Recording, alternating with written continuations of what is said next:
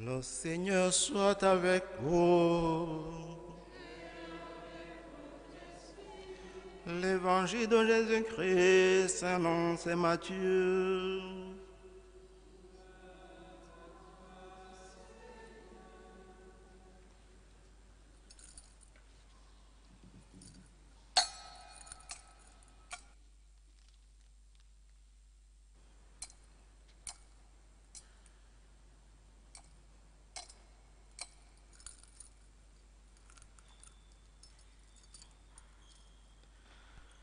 Jésus était né à Bethléem en Judée, au temps du roi Hérode le Grand. Or, voici que des mages venus d'Orient arrivèrent à Jérusalem et demandèrent: Où est le roi des Juifs qui vient de naître? Nous avons vu se lever son étoile et nous sommes venus nous prosterner devant lui. En apprenant cela, le roi Hérode fut pris d'inquiétude et tout Jérusalem avec lui. Il réunit tous les chefs des prêtres et tous les scribes d'Israël pour leur demander en quel lieu devait naître le Messie. Ils lui répondirent: à Bethléem en Judée. Car voici ce qui est écrit par le prophète. Et toi, Bethléem en Judée, tu n'es certes pas le dernier parmi les chefs-lieux de Judée, car de toi sortira un chef qui sera le berger d'Israël, mon peuple. Alors, Hérode convoqua les mages en secret pour leur faire préciser à quelle date l'étoile était apparue. Puis, il les envoya à Bethléem en leur disant: Allez vous renseigner avec précision sur l'enfant. Et quand vous l'aurez trouvé, avertissez-moi pour que j'aille moi aussi me prosterner devant lui. Sur ces paroles du roi, ils partirent.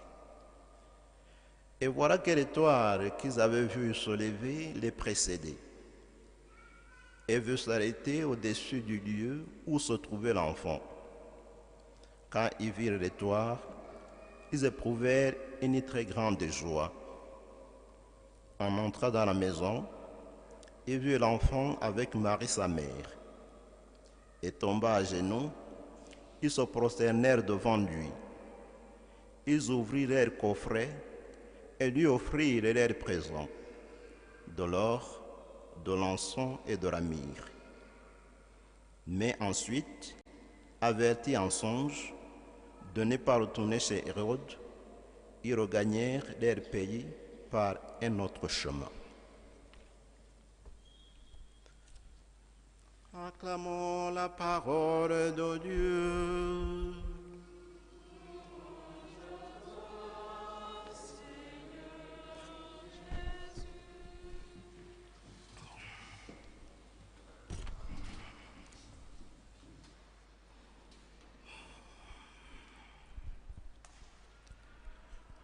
Des chers frères et sœurs en Christ, bonsoir et béni soit Jésus-Christ.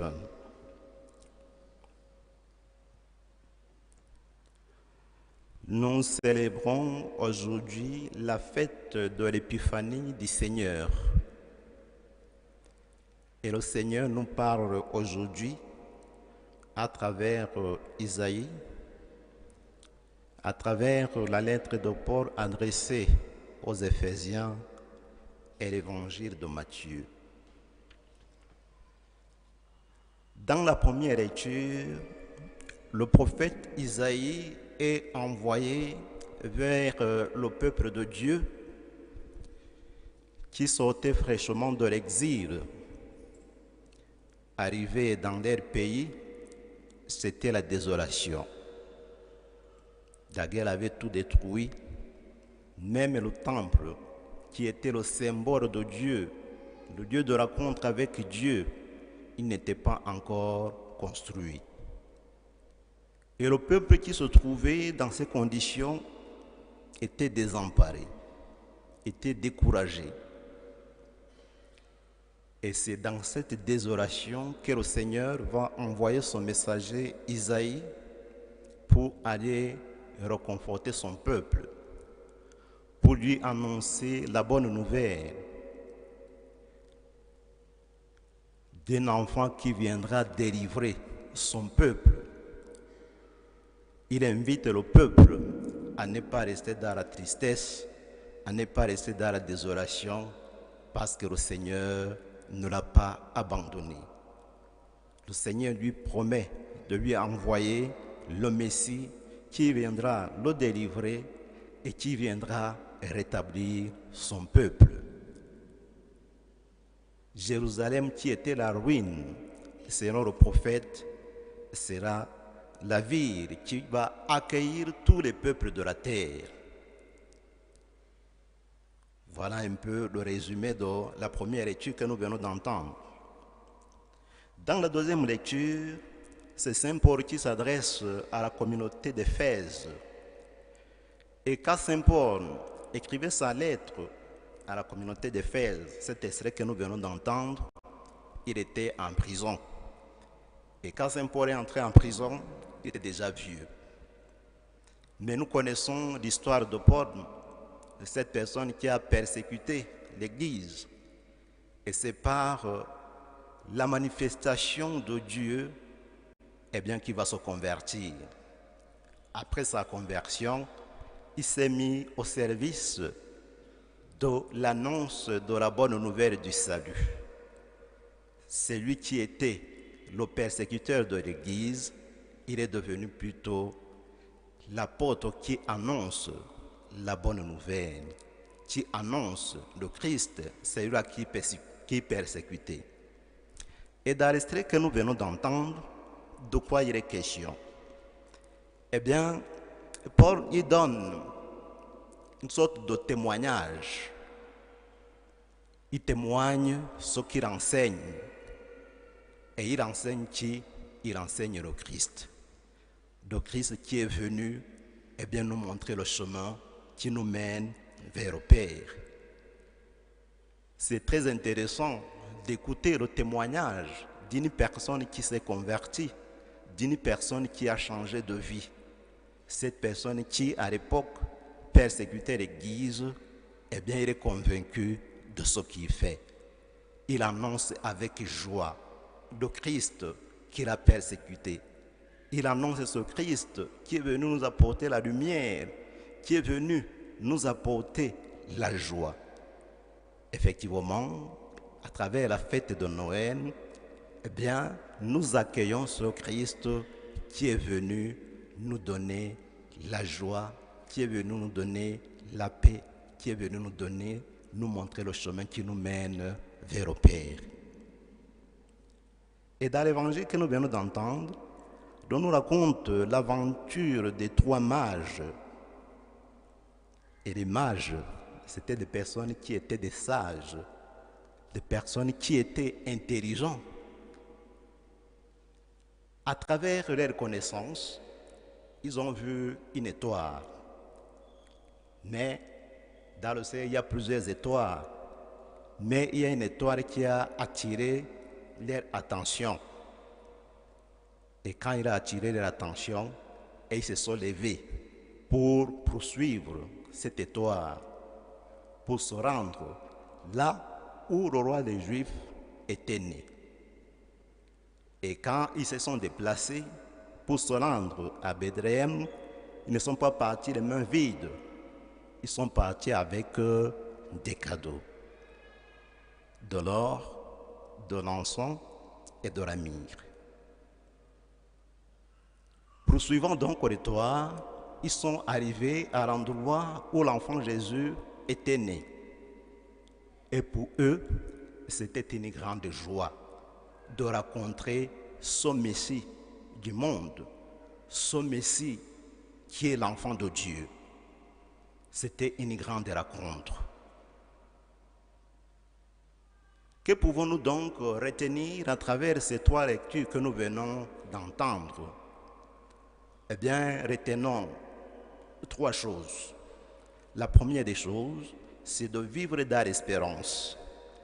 La deuxième des choses, c'est de savoir témoigner de ce que le Seigneur fait pour nous. Et la troisième des choses, c'est de savoir lire les signes de temps. Dieu nous parle à travers les signes de temps.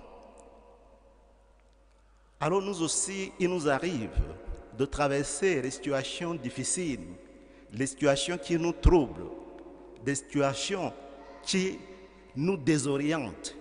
Et quand nous traversons ce genre de situation, nous sommes découragés.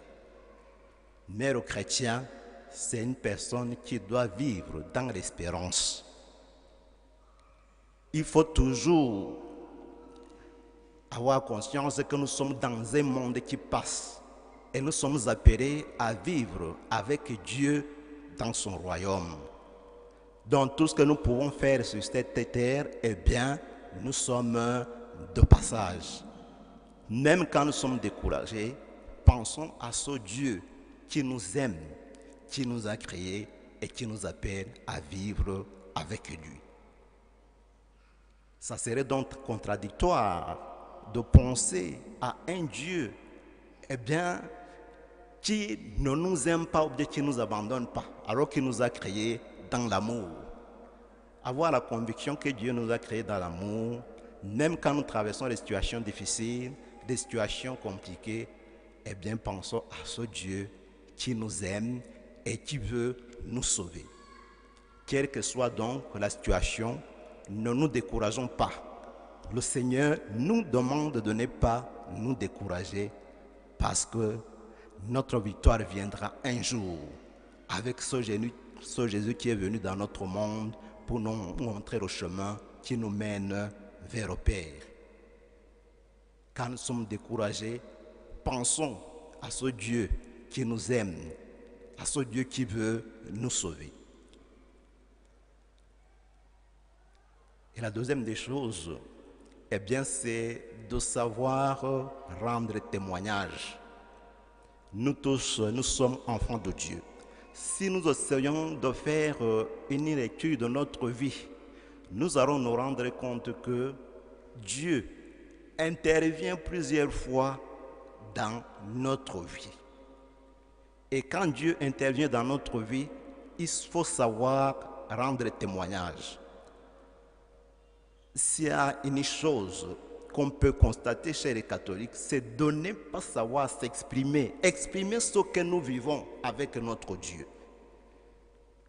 Quand les autres religions, eh bien, rendent des témoignages, quand ils parlent de Jésus, on voit comment ils sont émerveillés, on voit comment ils sont contents.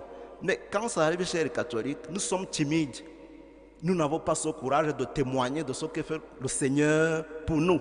Et pourtant, il intervient dans notre vie chaque jour. En faisant donc cette lecture de notre vie, nous allons nous rendre compte que, au moins une fois, Dieu a intervenu en notre faveur. Peut-être à l'occasion de maladie, peut-être à l'occasion d'injustice, peut-être à l'occasion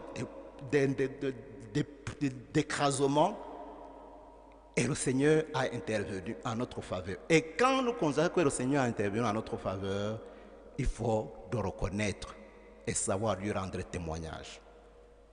La vie de Saint Paul a été justement une vie de témoignage. Parce que c'était difficile pour une personne qui a persécuté l'Église puisse se convertir. Et quand il s'est converti, il était tellement convaincu de ce qu'il faisait, il était fier de ce qu'il faisait, qu'il racontait partout ce qu'il a vécu, la grâce que le Seigneur lui a faite, en lui accordant cette lumière qu'il a aidé à se convertir. Et il ne faisait qu'annoncer de celui-là qu'il persécutait. C'était une manière donc de rendre témoignage. Et dans cet extrait donc de sa lettre adressée aux Éphésiens, il rend témoignage. Étant en prison, il médite sur sa situation avec le Seigneur, il médite sur sa vie et il se rend compte que le Seigneur est bon. Quand il a commencé sa prédication parmi les Juifs, il ne voulait pas l'écouter et il s'est orienté vers les païens. Pour les Juifs, c'était un scandale. qu'un païen puisse entrer dans l'Église. Mais Saint Paul, il s'est orienté vers les païens et il les a aidés à comprendre que eux aussi, ce sont les enfants de Dieu. Ils ont droit à la prédication. Ils ont droit à la parole. Et c'était une grande joie. Aujourd'hui donc, nous célébrons l'Épiphanie qui est la fête de la manifestation du Seigneur. Le Seigneur donc se manifeste à l'humanité tout entière. À travers le mystère de Saint Paul, il ne s'est pas arrêté chez les Juifs. Il est allé jusqu'à l'extérieur des frontières des Juifs pour se rendre chez les païens. L'Église donc, ce n'est pas le monopole de certaines personnes. Dieu, il est venu pour nous tous, que personne se sente marginalisé, exclu. Nous tous, nous sommes les enfants de Dieu et Dieu veut sauver tous ses enfants. C'est le témoignage donc de Saint Paul. Il encourage les païens à comprendre qu'ils sont aussi élus, qu'ils sont aimés, qu'ils sont appelés. Nous aussi donc nous sommes appelés. À travers ce témoignage de Saint Paul, pensons à la situation que nous vivons au quotidien, parce qu'il nous arrive de marginaliser certaines personnes. Il nous arrive d'exclure certaines personnes. Il nous arrive de vivre le tribalisme. Il nous arrive de vivre la xénophobie. Ce sont des réalités que nous vivons au quotidien. Mais notre Seigneur Jésus-Christ, il est venu briser les barrières qui sont entre nous. Dans l'Église de Dieu, nous sommes appelés à vivre comme les enfants d'un même Père, à vivre comme des frères et sœurs, à accueillir l'autre comme le Seigneur lui-même nous accueille tous. Et la troisième des choses, c'est cette aventure des trois rois mages. C'est à travers les trois qu'ils ont su, qu'ils sont envoyés, qu'ils sont appelés. Et ils ont effectué un très long voyage pour se rendre là où l'enfant Jésus était né. Et comme nous le savons, Dieu apparaît d'abord par les anges qui se sont adressés aux bergers. Et ce sont les bergers qui ont accueilli en premier lieu l'enfant Jésus. Et à travers les trois, Dieu va parler aux trois rois mages. Dieu donc ne cesse de s'adresser à nous à travers les signes des temps. Il nous parle à travers la prédication, il nous parle à travers la lecture de la parole de Dieu, il nous parle à travers les événements, à l'occasion de maladies, à l'occasion de l'injustice, à l'occasion de rencontres. Dieu ne cesse de s'adresser à nous. Mais souvent, nous ne sommes pas attentifs aux signes de temps. Nous ne sommes pas attentifs aux signes à travers lesquels Dieu nous parle, Dieu s'adresse à nous. Ouvrons donc nos esprits, ouvrons nos cœurs pour reconnaître la voix de Dieu qui s'adresse à nous. Au cours de cette Eucharistie, demandons au Seigneur qu'il nous accorde sa grâce, qui nous aide à être des hommes et des femmes d'espérance, qui nous accorde sa grâce, qui nous aide à savoir lui rendre témoignage et qui nous accorde sa grâce, qui ouvre nos cœurs et nos esprits à travers les signes de temps. Béni soit Jésus-Christ à jamais.